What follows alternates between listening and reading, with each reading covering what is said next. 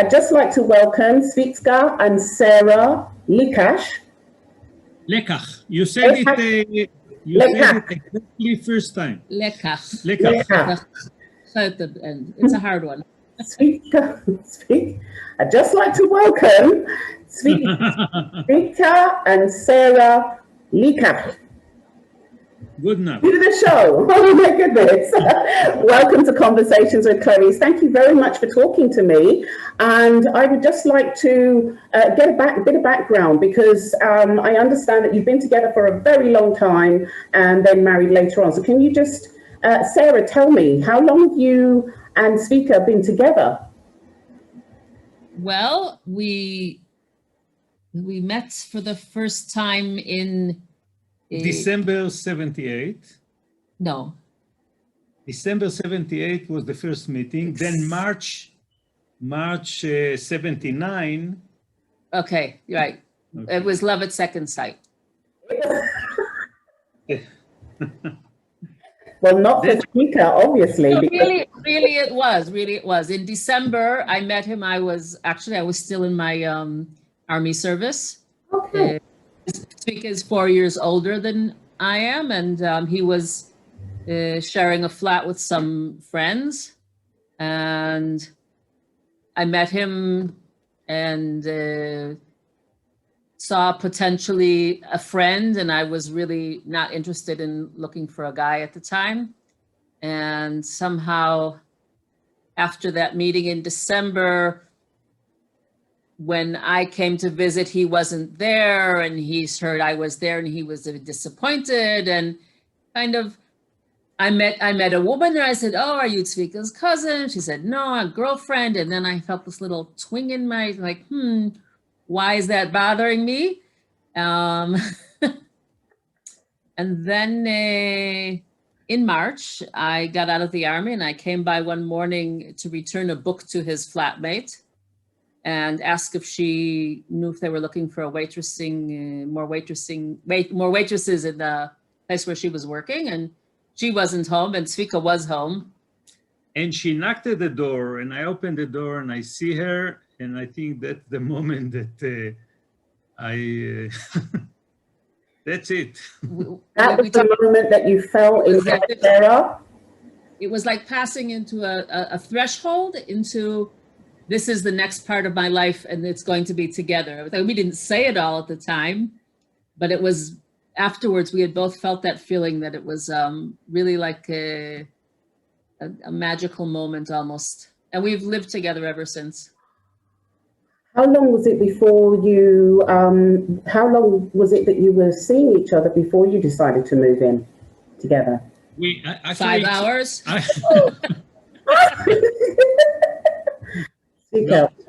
No, we actually lived together since that moment, and we got married 3.5 years later. 3.5 years later, for very practical reasons.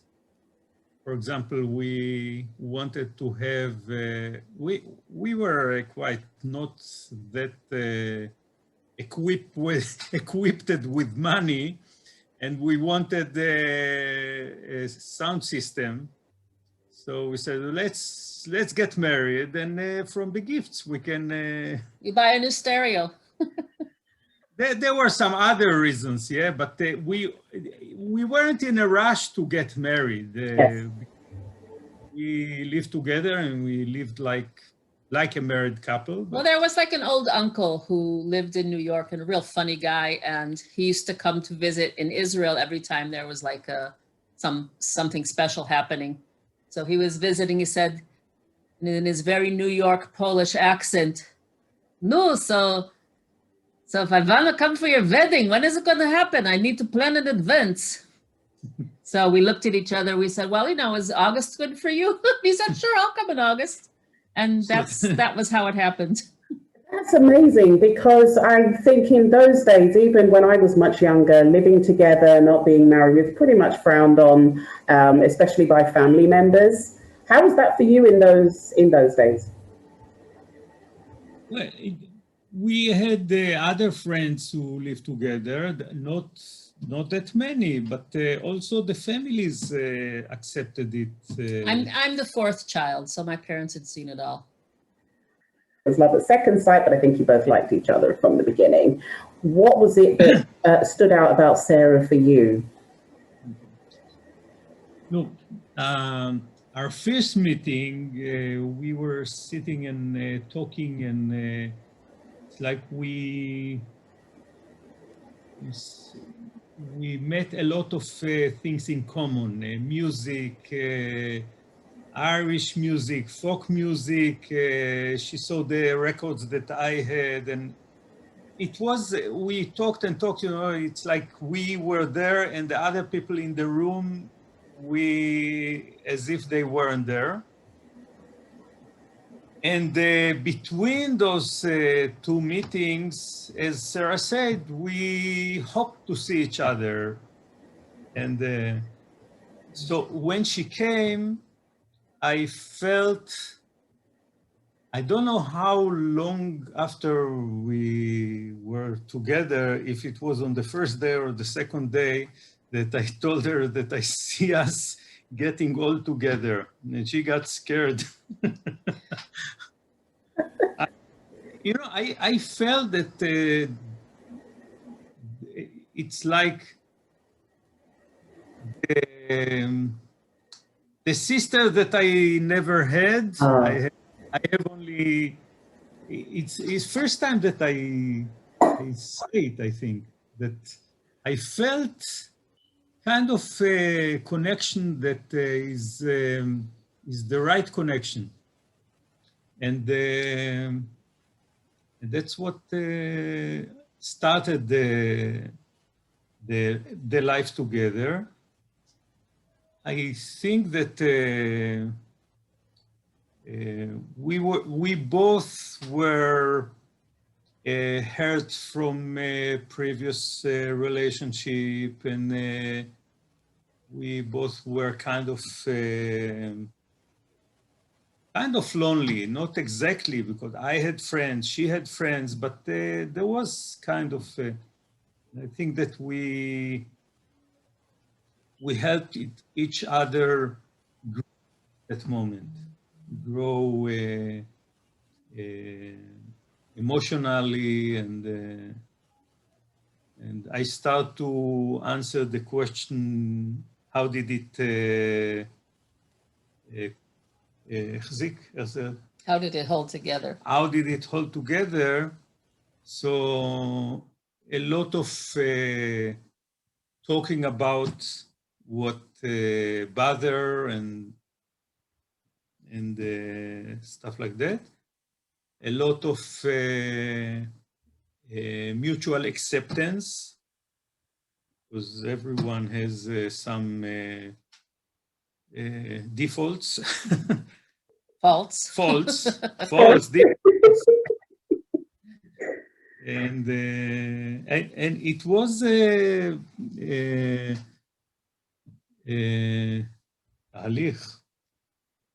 It was a process. A process of growing together. For example, we learned parenthood long time before we became parents. We had a dog together, and we talked about raising a dog with all the think of boundaries and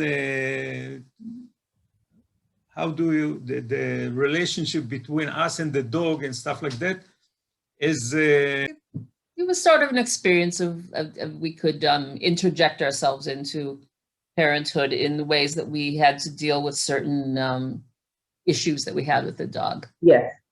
I suppose. Yeah. The dog, by the way, was one of the reasons that I fell for him, because I always wanted a big black dog, and he had a big black dog. And there was a very lovely, funny story. That's, wait. Wait.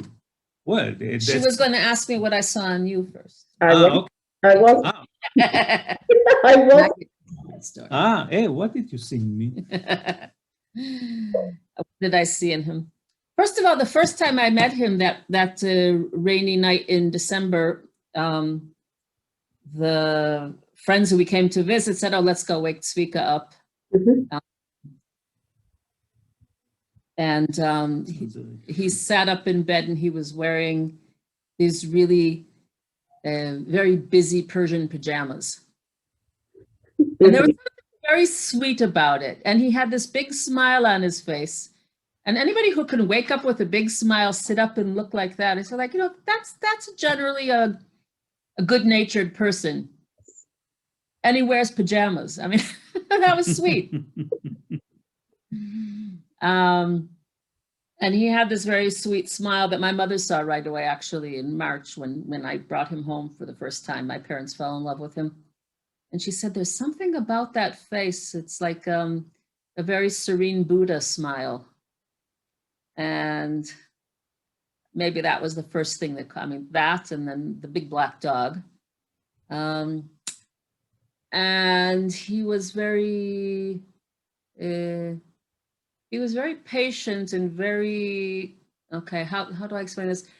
He was connected enough to his feminine side to be able to accept me and my connection to my masculine side, because we both have a bit of both. I understand, yes. In fact, I was so down on men because of the time I was having in the army that when I met him for the first time and he didn't try to put his hands on me, I said, oh, thank God, he was just a guy who just can be a friend, because I really wasn't, really wasn't into looking for a guy at the time. Mm-hmm. And I'm happy that he was perfectly happy to have me sleep on the extra mattress in his room and not try to paw me at night. And that was like, wow, this is a gentleman. Yeah, so that's partially what I saw in him. That's great. So Sarah, he made you feel very safe. It's just refreshing to meet a man who's very comfortable in himself, with nothing to prove. They're just who they are. And you can see that energy. And I'm sure, given the environment that you were working in and maybe your experiences, as you said, that was absolutely refreshing. Where were you living? Where were you both living at the time? Was it New York or was it in Jerusalem? In Jerusalem. You're in Jerusalem. Right. Yeah. How long did you live together, you, Tsvika, and the dog? How long were you together before you took it to the next level? Well, we have a story. In this apartment, I think I lived a month before she showed up. No, I think it was more than that. Because if I met you in December, you were already there, and then I came in March. No, we moved out in August. I started, I think, November working in. Okay, yeah. A month or two before I moved to Jerusalem, and I lived in this apartment with the dog, but because the dog ate one of the wooden legs of the piano of my roommate, when I went to work, I would close him in a door with a little latch. A little latch. So that he could get out of the room. So now I get to tell the story. She wants to tell the story. I get to tell the story. You tell the story, Sarah. So that first day when I came to return the book, and I'd also gone to a job interview, so I was actually dressed sort of nicely, and because of the dress. And we spent the day together. We went for a walk in the park with the dog, and somebody came to visit, and she was really nice, and just like an old childhood friend. And we went to the movies that night. We saw Superman 2, and I cried, because I cry in movies all the time. And I slept over at his house. And the next morning, he had to go to work. So out of habit, he got up in the morning, left me in bed, left the dog in the room, put the latch on the door, and went to work. Very small room, by the way. Very small room. You could like stand and just go like this and touch either wall. And I get up in the morning and I'm locked in the room, and I sort of need to go pee or whatever it is that people do in the morning when they get up. Mhm. And what am I supposed to do? And I said, okay, and I'll just like kind of roll over and see maybe somebody will come. And sure enough, his brother came, but we didn't have a telephone. Nobody had telephones in that area. It was like a Only public phones Mhm. every couple of blocks. His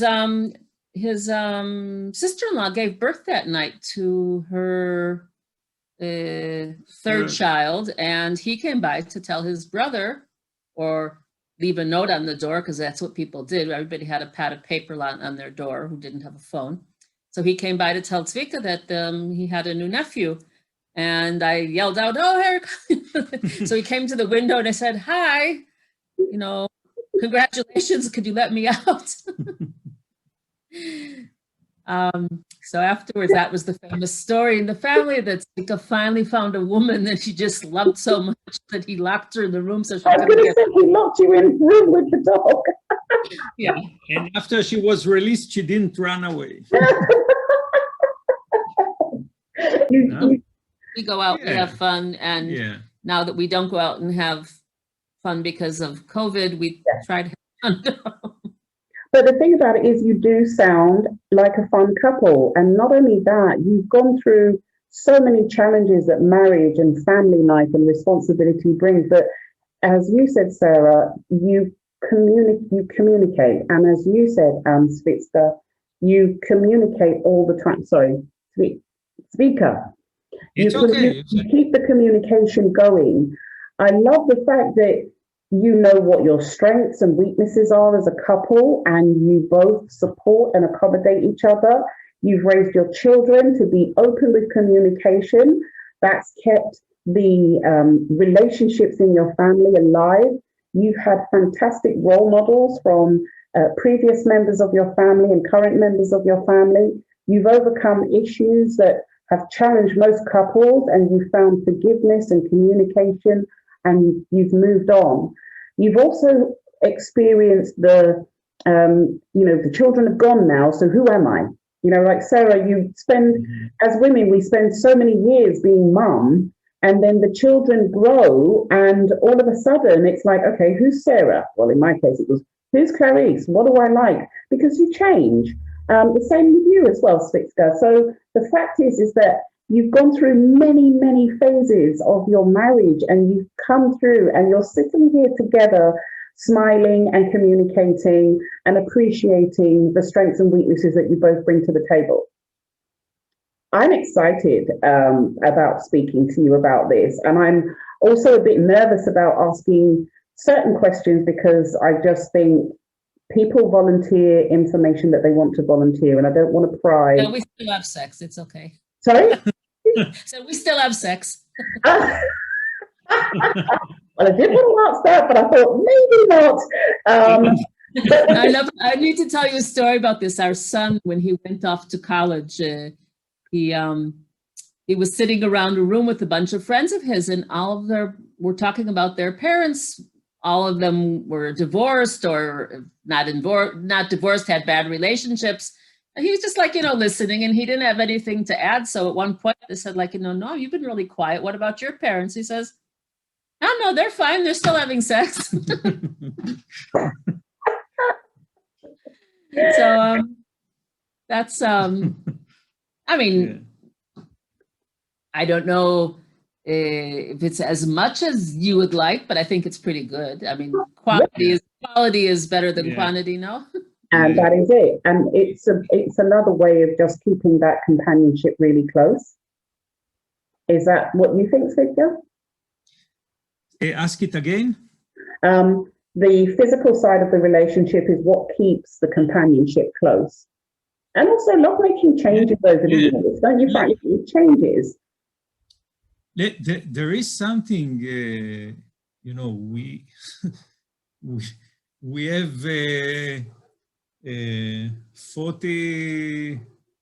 41, 42 years of experience one each other, also physically. And we learned everything that we have to know about each other. Not everything, I think we still have what to learn, and it makes the sex much fun. There are, because we don't have to prove anything, and if things doesn't go today, it's okay. We find we have all the solutions for everything in the relationship, and it's really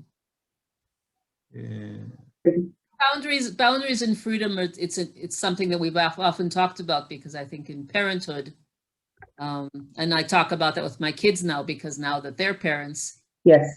One of the things that I least liked about being a parent, but I found was one of the very important things, was to make it very clear what the boundaries were, and make it understood that the boundaries change, that today it's here and tomorrow it'll be here, and to spell it out, because sometimes, you know, for kids, that's what they need. They need for it to be clear, and if it's ambiguous, then they start to lose it. Yes. And it was, you know, and it really paid off, because it made it so it was fun to be around our kids, because they usually understood where the boundary was, and you could tell, you know, I mean, there were times when I was sharing things with my kids almost, you know, as adults about experiences, and then, you know, they'd ask one more question and I'd say, I'm not proud of that, and I don't think I want to share it with you. Yeah, that's understandable. And, you know, and that's okay. And they learned to accept that as well. And I think that they respected that. And I think also, you know, the boundaries between us also, we've had to change them on occasion, and we've gone through periods of time when Tsvika was in a really bad depression. He had started something that failed, and we were in a really bad place financially, and it was really hard holding everything together. And I basically had to hold the house together and not let the kids understand that Dad wasn't getting out of bed because he was depressed. Yeah. I talked about it with my daughter today, and she was like, wow, that's amazing. She says, I never caught wind of it, that's what was going on. And then I got pregnant by surprise, and he came out. So it's like, it was, whoa, it was magic. It's like, no, I was not planning to have another kid. And the minute I understood I was pregnant, he just like, it was a magic potion for him, and he's been fine since then. Yeah, not only that, there It were was, some. no, but it was something that pulled you out. Some things that in is how you both got through challenging times, which we all go through in marriage, relationships, etc., and how you got to this stage in your life where you are now looking at new adventures. How are we going to spend the next 10, 20 plus years? You're looking at new adventures. You found out that, oh my gosh, you know, I can still have little hobbies and come back together. But also, you and Sara have found an opportunity to give back to society. As a couple, you've brought certain skills to the table, Tsvika, and you as well, Sara, because of your life experience, your profession, and you are giving back to the next generation. I think that's amazing. Most people don't get to do that. And you know, the most grateful thing as well is the fact that you both have your health and your faculties are still working. Most of it. I was going to say, it comes and goes with me, but most of the time it's working. Everything's functioning. Everything's functioning. And also, I'm really pleased with the fact that you can both laugh at each other, laugh at incidents, but also reminisce with some really fond memories. I don't know if there's anything else that you want to talk about or raise or highlight during this conversation. I can't think of anything else to ask you. Oh, okay. Grandchildren. Grandchildren. Grandchildren. Wow, wow, wow. Two granddaughters, and finally we've gotten to the, well, one of them lives in Minnesota. Okay. Our son has lived in America now for the past 10 years, and he has figured out that it really is important to call us very often, almost every night. And she now actually asks for it. When she sits down to have her snack, because there's a song that I sing her about in Apple. So she sits at her snack and she makes all the hand movements to the song and points at the phone. That means you're supposed to call them now. But when she wants to talk with me, there is a song that I sing, but since he called us 4 p.m. there, 12 midnight here. So I'm tired. So once in a while So one day she's doing like that. She's doing and pointing at the phone. Call this tiredness. Call this tired grandfather. I want to. Yeah. And the other grandmother is this. Oh, the spider. Yeah. Yeah. So he does. He's been really good about sharing, because we didn't get to go there, and they were supposed to come here in June, and we wanted to go there. And last time we saw her, she was 2 weeks old, and he's been really good about involving us in seeing her growing up. She's a year and a half now. And the one in Israel, she's 2 1/4, and she's very talkative, amazingly. So it's a lot of fun. And we get to see her at least once a week. And sometimes she would stay here for hours or for night. And that's a lot of fun. It's and also when we take her together sometimes to give her parents time. Great, yeah. And so we see, as we were great as parents, we are great together as grandparents too. That's perfect. So when the lockdown eases, are you planning to travel? Is there anywhere that you want to go? Definitely. Have you got a list, Sarah? And that's very nice. But when he was before he had a daughter, he was once in 2 weeks, and we had to to try. He was busy, he's working, but now every 4 afternoon snack, it's with us on the phone. Yeah.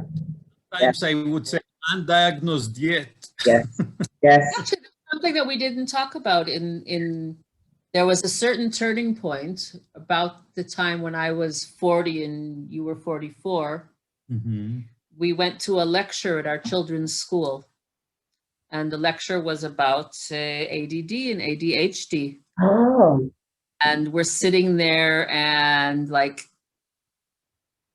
everything on the list, it was check, check, check, check, check. And it was just like, oh my God, yes, there is an explanation for all of these things. And we both had it.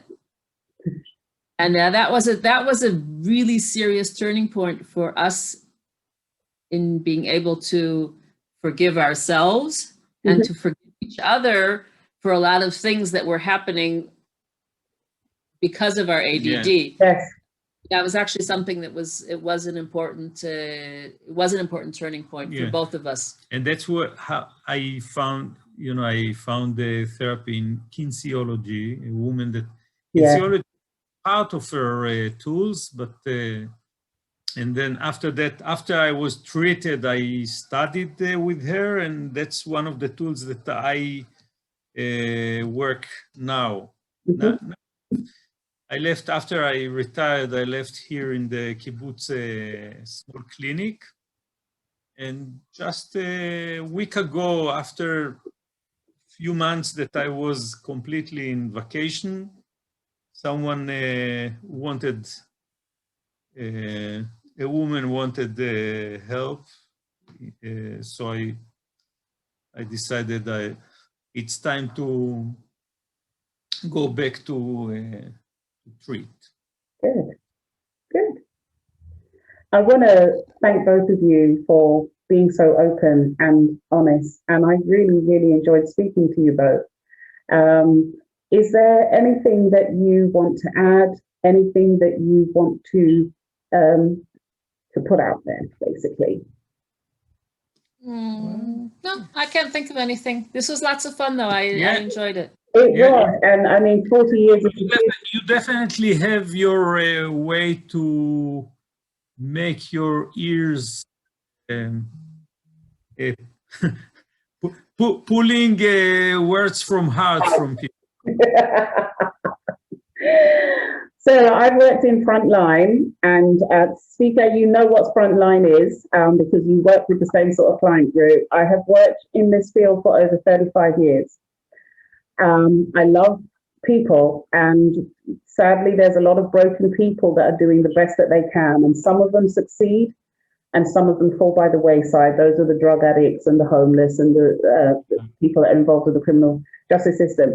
And part of the skill is you have to learn to read people so that you can get the best that you can from them. I've done an amazing job with raising your family and also being a partner to Tsvika. But also, you both appreciate the strengths and weaknesses. And irrespective of whether each of you have let each other down, you're seeing past that and the bigger picture and seeing, okay, it's worth investing, it's worth keeping the communication going, it's worth continuing to try so that our lives every day have that spontaneity or have that excitement. And when things start to be taken for granted, you both have the maturity to say, okay, let's talk about this. Maybe we need some outside help on this one. And not many people do that because they're caught up in ego. And I think it's amazing what you've done and how you've lived your life and how you've passed on your lifestyle as an example to younger people, even your children. So I hope, are you doing anything for Valentine's Day? Do you celebrate? No. No.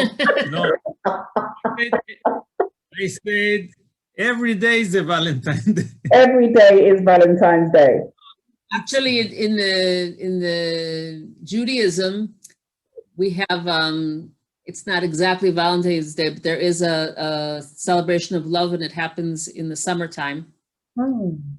It's a religious holiday, actually. In the history, they used to go to the vineyards, and there were guys are meeting girls in a time that, you know,